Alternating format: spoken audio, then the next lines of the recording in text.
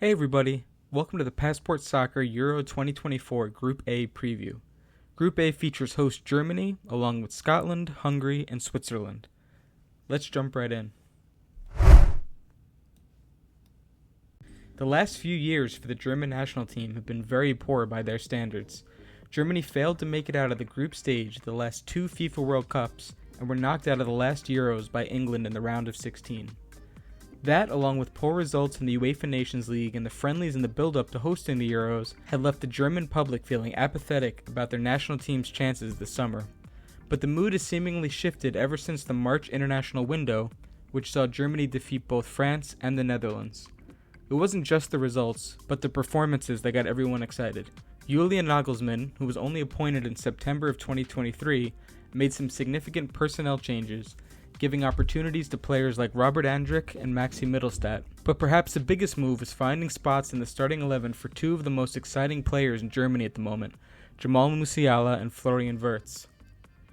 Germans look back fondly on the last time they hosted a men's international tournament, the 2006 World Cup.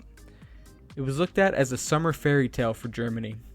Good weather, good football, and a chance to show the world what Germany was like post-unification. Heading into World Cup 2006, the expectations on Germany weren't very high, especially after they played a poor Euro 2004. But Germany made a run to the semi-finals, losing to eventual champions Italy. Germany will hope to make another run similar to that, but perhaps this time, lift the trophy in July in Berlin.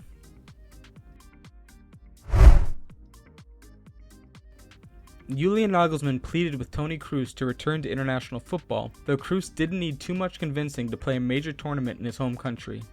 The Real Madrid midfielder had retired from international duty following Euro 2020, but Nagelsmann felt his experience and quality in the midfield would be crucial if Germany are to make a run this summer. Kroos' impact in the March friendlies for Germany was noticeable immediately. Kroos recently announced that he would retire from football at the conclusion of Euro 2024, so this is the world's last chance to see this superstar in action. Expect Julian Nagelsmann to line Germany up in a 4-2-3-1 formation at the Euros. In goal, it's the veteran Manuel Neuer. Neuer missed all of 2023 after injuring himself in a skiing accident, and there were talks that Marc-Andre ter Stegen could take the number one spot at the Euros. But Nagelsmann put those discussions to bed, announcing Neuer would be his number one this summer. Besides Neuer, this lineup is the same as Nagelsmann put out for both March friendlies. He liked what he saw, and I don't think there will be many changes, if any. Maxi Mittelstadt only made his debut in March, but was impressive, and Nagelsmann has called him the best left back in the Bundesliga this year. Jonathan Tah and Antonio Rudiger at center back, and Joshua Kimmich at right back. Toni Kroos is likely to line up next to Robert Andrich, with Ilkay Gundogan playing in front of them. Gundogan didn't have the best performances in March, but he's Germany's captain, and I would expect Nagelsmann to put him into the lineup. The exciting Jamal Musiala and Florian Wirtz on the wings, and Kai Havertz up top. Niklas Füllkrug is a more traditional number 9, and though he might not start, I still expect him to play a big role.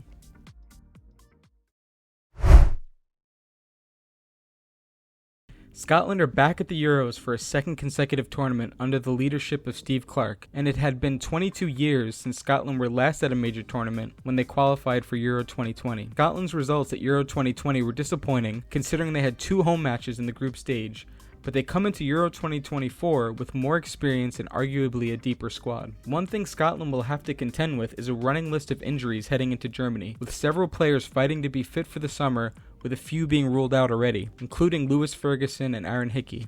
Scotland's Euro 2024 qualifying campaign got off to an incredible start as they won their first 5 matches, including a famous 2-0 victory versus Spain at Hampden Park. Though Scotland cooled off a bit towards the end of qualifying, they sealed automatic qualification with 2 games to spare.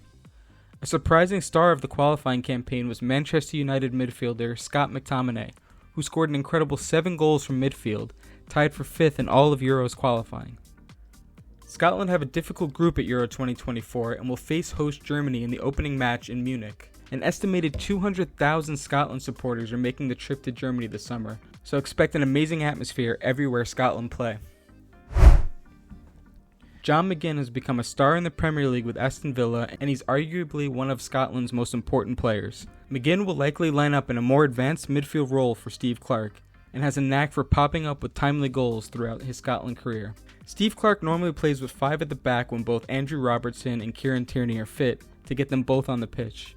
In goal, it's Angus Gunn, who made the switch from England to represent Scotland at the start of 2023 as he was eligible through his father, Brian Gunn, a former Scotland international. Captain Andrew Robertson at left wing back, with Kieran Tierney on the left side of the three centre backs, alongside Jack Hendry and Ryan Porteous. Right wing back is an interesting one, as the usual starters, Nathan Patterson and Aaron Hickey, are both ruled out through injury. That means Anthony Ralston will most likely slot in, even though he's had limited playing time at Celtic. Callum McGregor and Billy Gilmore should start in the middle. John McGinn and Scott McTominay more advanced roles, with Shea Adams up top, who's had a strong season for Southampton in the Championship this year. Hungary have been one of the most impressive European national teams over the past several years under the guidance of Marco Rossi. They've consistently punched above their weight and have given problems to some of the powerhouse countries of European football.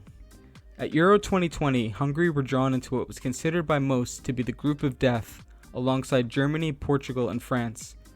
Hungary held their own, drawing against France and Germany, and coming within minutes of advancing out of the group before Leon Goretzka broke Hungarian hearts. All of this was done without superstar Dominik Szoboszlai, who was ruled out of Euro 2020 through injury.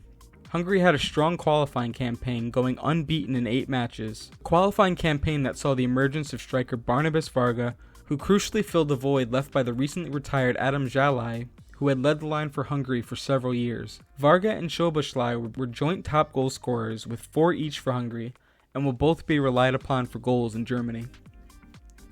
Hungary have strong ties to host Germany this summer. Not only will the two nations meet in Stuttgart on match day 2, but a few of Hungary's players were born in Germany, including Willi Orban and the recently debuted Martin Dardai, son of former Hungary international Pál Dardai. There aren't many players who are as important to their national team as Dominik Szoboszlai is for Hungary. At only 23, Szoboszlai is Hungary's captain and has already amassed 40 caps, scoring 12 times. As mentioned, Szoboszlai missed Euro 2020 through injury after it was his stoppage time goal against Iceland in the Euro 2020 qualifying playoffs that ultimately got them there. Szoboszlai is fit and ready to play in his first national team tournament this summer. Marco Rossi has consistently lined his team up in a 3-4-3 or a 5-4-1. I think he could go with the 5-4-1 at the Euros. In goal, Rossi has stated that he hasn't made a decision on who his number 1 will be between Peter Gulacsi and Dennis Debus, but let's say he goes with RB Leipzig's Peter Gulacsi. 3 center backs with Attila Szalai, the left footer on the left side, Adam Lang, and Willi Orban. Exciting 20-year-old Milos Kerkez on the left, with Andras Schaefer and Adam Naj in the midfield. Bola on the right, though this could easily be Loic Nego. The captain Dominik Szoboszlai in an attacking midfield role, along with pacey and physical Roland Salai, and Barnabas Varga is expected to lead the line.